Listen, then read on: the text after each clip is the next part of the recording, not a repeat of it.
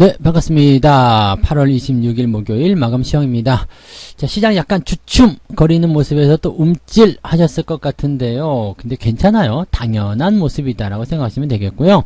자, 외국인 매도가 나타나면서 또 심리적인 변화가 또 생겼을 것이라 볼 수 있겠는데, 뭐 이것도 당연한 모습입니다. 그래서 지금 시장은 이제 생각했던 대로 또 당연하게 또 뭐 자연스럽게 이렇게 흘러가고 있다 보시면 되겠고요.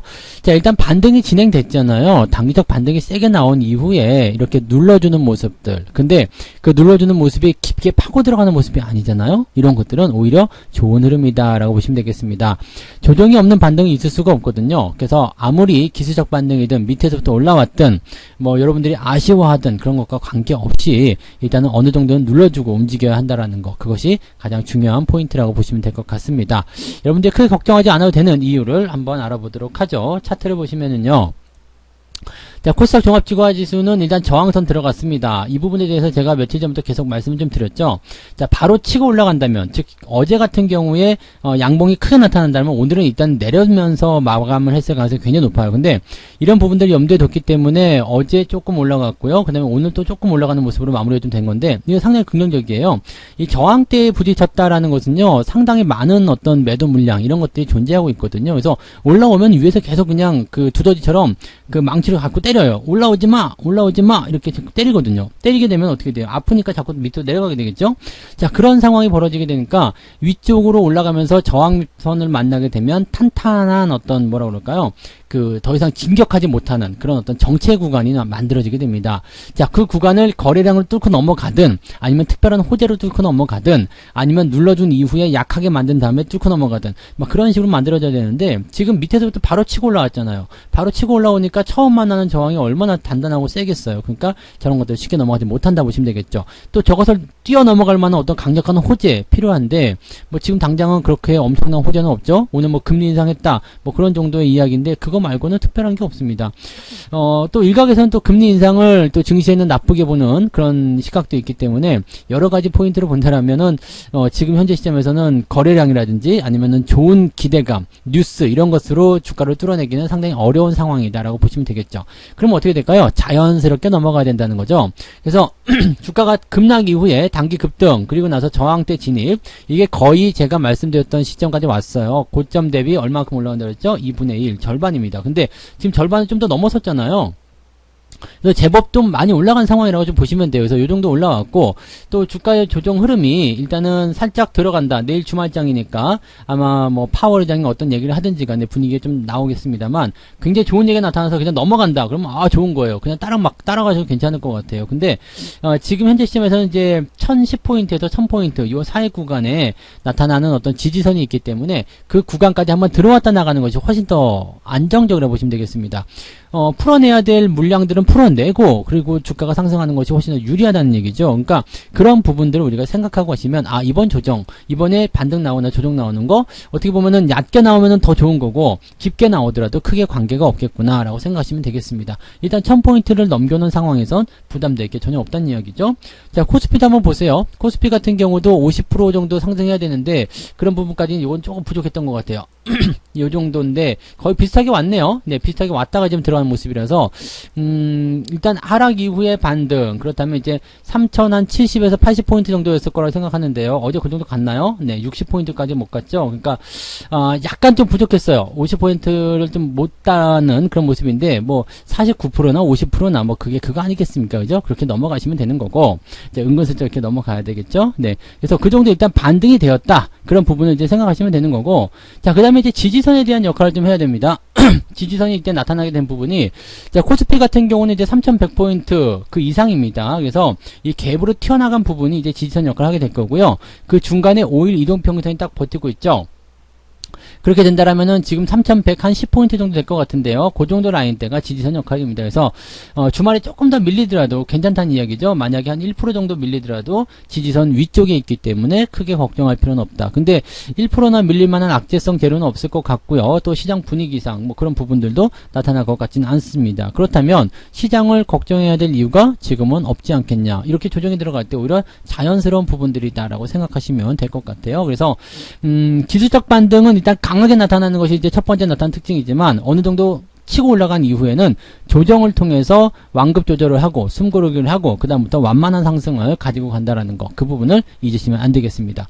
자, 그러면 지금은 여러분들 종목부터 갖고 계실 때 뭐 자연스럽게 그냥 홀딩하시면 큰 문제 없이 진행이 되실 수 있다라고 보시면 되겠죠. 자, 수급 한번 보죠. 오늘은 수급이 굉장히 좀 변덕이 좀 심했습니다. 그리고 전기전자가 아니었음에도 불구하고 이렇게 오랜만에 이제 매도의 어떤 압박감이 커지는 그런 형태의 모습이었다 보시면 되겠고요. 금융투자도 오늘 1,000억 원이나 매도하게 되면서 오늘 기관과 외국인들이 동시에 다 갖다 팔아먹는 모습이었습니다. 업종별 현황 보겠습니다. 누굴 가장 많이 팔아먹었느냐? 대형주, 그 다음에 서비스업이에요. 오늘 3,200억이 다 서비스업에서 나타난 거고요. 전기전자도 이제 순 매수였는데 매도로 조금 바뀌었어요. 그러니까 아마도 이제 삼성전자 아니면 하이닉스 쪽에서 매도가 좀 나오지 않을까 생각되는데, 오늘 삼성전자가 좀 밀린 것을 봐서는 삼성전자 쪽에 매도가 좀 있지 않았을까라고 생각이 되는 부분입니다. 자, 시총 상위권 종목들 살펴봐야 되겠죠. 시총 상위 종목들 보시면은 오늘 삼성전자가 마이너스 1.45% 밀렸습니다. 근데 뭐 저점에 사신 분들은 뭐 큰 문제 없을 것 같아요. 아직도 수익 중이긴 하기 때문에 뭐 그냥 뭐 그렇구나라고 생각하고 진행하시면 될 것 같고요. 뭐 이런 것들도 마찬가지죠. 이제 저점권에서 나타나는 어떤 기술적 반등 이후의 횡보, 저점을 잡아가는 모습들, 이런 거 다 바닥 따지기 위한 모습들이기 때문에 그렇게 생각해 주시면 됩니다. 큰 문제는 없는 부분이고요. 하이닉스는 이 와중에도 상승 흐름을 보여줬습니다. 그러면 오늘은 하이닉스 쪽에는 순매수가 좀 있었을 것 같고요. 아닌 것은 이제 삼성전자 같은 경우는 매도가 좀 나왔을 것이다 보시면 되겠죠. 자, 그 다음에 네이버 카카오가 이제 서비스업이었습니다. 오전에도 확인해 드렸지만 얘네들이 이제 오늘 주범이었고요. 얘네들에서 이제 매도가 많이 나오다 보니까 3,000억 가까이 이제 서비스업 쪽에서 나타난 거잖아요. 그러다 보니까 시총 3, 4등이다 보니까 얘네들이 시장에 주는 영향이 제법 컸을 것이다 라고 생각하시면 될 것 같은 느낌입니다.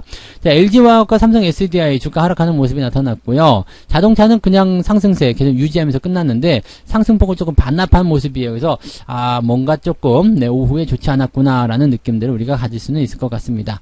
코스닥도 한번 볼게요. 코스닥은 나름대로 괜찮았어요. 근데 펄어비스가 오늘 25%나 튀어 올라가면서 미친 종목이냐? 이런 소리를 좀 들은 그런 포인트였는데, 세게 올라갔습니다. 그래서, 게임주들의 반등이 좀 컸어요. 카카오 게임즈에 대한, 카카오 게임도 올라갔고, 전체적으로 게임주들의 움직임들이 그동안 서름을 약간, 뒤집어 엎는 그런 모습이 됐죠. 이런 상황이니까 또 NC소프트가, 굉장히 좀, 안 좋은 그런 흐름으로 다가오는데, NC소프트가 빠져서 어쩌면 이렇게 상대적으로 카카오 게임이나 이렇게 펄어비스나 이런 종목들이 상대적으로 더 많이 올라간 것이 아니겠는가라고 생각이 되는 부분도 있습니다. 자, 아침보다는 상황이 조금 달라졌죠? 주가의 변동성이 조금 나타나는 게 조금씩 보입니다. 파란색이 조금씩 나타나는 거 보니까, 코스피 시장도 그렇게 만만치 않았었다, 녹록치 않았다라는 것을 우리가 확인할 수 있을 것 같아요. 그래서 오늘 코스닥 같은 경우도 지금 보시면, 주가가 상승한 포인트에서 0.7%까지 올라갔다가 이렇게 밑으로 내려간 모습이었죠. 분봉 상태를 보시면 오늘 마이너스도 한번 나왔었던 것 같은데요. 그죠? 한번 들어왔다가 다시 움직이는 모습이라서 오늘 변동이 조금 코스닥 시장에서도 많이 나타났었다라고 생각하시면 될 것 같습니다. 매매 동향 한번 보죠. 오늘 기관 쪽, 금융투자 쪽 한번 볼게요. 아직 레버리지 쪽이네요. 근데 코스닥 150 레버리지가 들어가 있는 부분이고요. 지금 선물 고버스하고 레버리지를 같이 팔아먹었습니다. 나도 잘 모르겠어 라는 생각인 것 같은데, 자, 시장에 대한 관점을 잘 모르겠다라면 이게 둘 다 시장 포지션에 대한 관점을 대응하지 않는 것도 괜찮을 수 있겠죠. 근데 요거 팔아먹고 나서 코스닥 쪽으로 진입이 됐다는 부분도 한번 특징적으로 생각해 볼 만한 내용이긴 한 것 같습니다. 아무래도 아직은 중성주 쪽이 더 강하다 이런 식으로 생각하고 있는 것일 수도 있겠죠. 자, 그 다음에 그동안 계속해서 매수하고 있었던 2차전지 테마 매도가 좀 들어가고 있다는 거, 이제 한풀 좀 꺾이는 것이 아닌가 싶기도 하니까 이런 쪽도 한번 생각해 보실 필요가 있겠고요. NC소프트 오늘 결국엔 15%대로 마무리가 됩니다. 상당히 많이 빠졌네요. 오늘 두산인프라코어도 상당히 많이 하락하는 모습이었는데, 자, 일단 악재성 재료들이 있다라는 것은 좀 안 좋은 부분을 봐야 되겠죠. 그리고 NC소프트 같은 경우는 악재는 아니었겠지만 그래도 투자 심리가 많이 이제 등을 돌리게 되면서 부담이 커졌다라고 생각하시면 되겠습니다. 자, 금융투자는 삼성전자를 매도한 거 보니까 이제 시장에 대해서 관심이 없다라고 보시면 될 것 같아요. 나 시장 올라가든가 말든가 필요 없어. 나 오늘 팔아먹기 시작할 거야. 뭐 이런 모습일 것 같아요. 근데 물량 자체가 많지는 않아요. 많지 않기 때문에 뭐 그렇게까지 크게 걱정하실 필요는 없을 것 같은 느낌인 것 같고요. 연기금도 오늘은 뭐 그냥 그랬겠죠. 특별한 부분 없었는데 오늘 연기금이 생각보다 NC소프트를 많이 팔아치웠네요. 그래서 연기금 쪽에서 오랜만에 이렇게 제법 많은 물량이 나왔었다라는 거, NC소프트 쪽에 나왔다는 걸 참고하시면 되겠습니다. 외국인들 넘어가서 보시면 SK 하이닉스 매수가 들어갔죠. 그 다음에 NC소프트가 1등으로 오늘 240억인가요? 100만, 1000만, 억, 10억, 100억, 1000억인가요? 네. 2,400억을 팔아먹은 거네요. NC소프트에서요. 100만, 1000만, 억, 10억, 100억, 1000억, 2,400억이요. 와. 무지하게 팔아먹었군요. 주가가 내려갈 만한 이유가 있다고 생각이 드는 부분 중에 하나입니다. 두산중공업도 같이 팔아먹은 모습이었고요. 삼성전자는 960억을 팔았네요. 많지는 않은 것 같아요. 이제는 전기전자 쪽에서 매도가 많이 나오는 그런 시기는 좀 지나간 것 같고요. 자, 하이닉스 쪽에서 매수가 좀 들어와줬기 때문에 일단은 전기전자 쪽에서 서로 상쇄를 시켜버리게 되면 실질적으로 960억 빼기 640억 그러면 얼마가 돼요?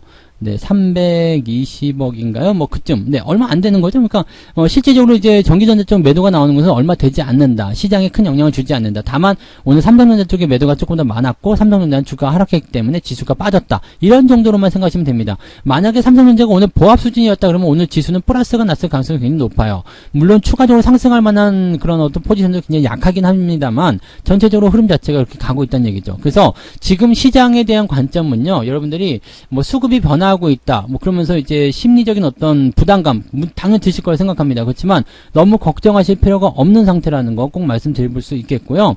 천천히 준비해 나가세요. 천천히 준비해 나가시면 되고 어쨌든 뭐 눌림 없는 시장은 없는 거죠. 뭐 눌림이 없이 상승한다. 이건 말이 안 됩니다. 상승하면서 눌러주고 그런 것들이 자연스러운 흐름이니까 물 흘러가듯이 뭐 오르막길 내리막길 이렇게 하면서 점차적으로 이제 꼭대기로 올라가는 그런 어떤 등산길 같은 그런 코스를 좀 잘 찾아가시면 될 것 같습니다.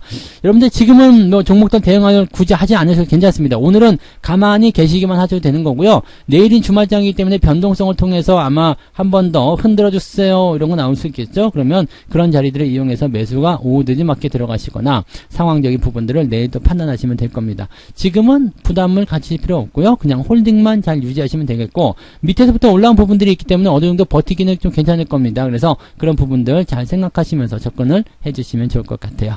자, 오늘도 편안하게 오후 시간 만들어 가시기 바라고요. 저는 오늘 저녁에 9시, 21시에 무료 방송으로 다시 돌아오도록 하겠습니다. 느긋하게 기다리시고 맛있는 식사하시고 이따가 저녁에 뵙도록 하겠습니다. 고맙습니다.